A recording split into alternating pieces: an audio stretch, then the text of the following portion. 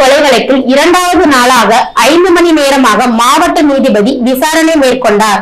அஜித்குமார் கொலை வழக்கு கோவில் காவலர்களான பிரவீன்குமார், வினோத்குமார், ஆட்டோ ஓட்டுநர் அருண்குமார் மற்றும் கோவில் பாதுகாப்பு அலுவலரும் சிசிடி கண்காணிப்பாளரான சீனிவாசன் ஆகியோர் 4 பேரிடம் நேற்று மாவட்ட நீதிபதி ஜான் சுந்தரலால் சுரேஷ் ஆகியோரிடம் விசாரணை முடிந்த நிலையில் இன்று இரண்டாவது நாளாக கோவில் அறநிலைத்துறை அலுவலரான பெரியசாமி தனிப்படையினர் தாக்கிய வீடியோவை பதிவு செய்த சத்தீஸ்வரன், கோவில் அலுவலரான பிரபு, கார்த்திக்ராஜ் ஆகியோரிடம் விசாரணை நடந்து வருகிறது. காலை 8:45 மணி முதல் தொடர்ந்து 5 மணி நேரத்தை கடந்து விசாரணை நடத்தி வருகிறார். இடையே ஏடிஎஸ்பி சுகுமாரன், திருபுவனம் இன்ஸ்பெக்டர் ரமேஷ்குமார் ஆகியோரிடம் விசாரணை நடத்தப்பட்டு வழக்கு தொடர்பாக ஆவணங்கள் பெறப்பட்டன.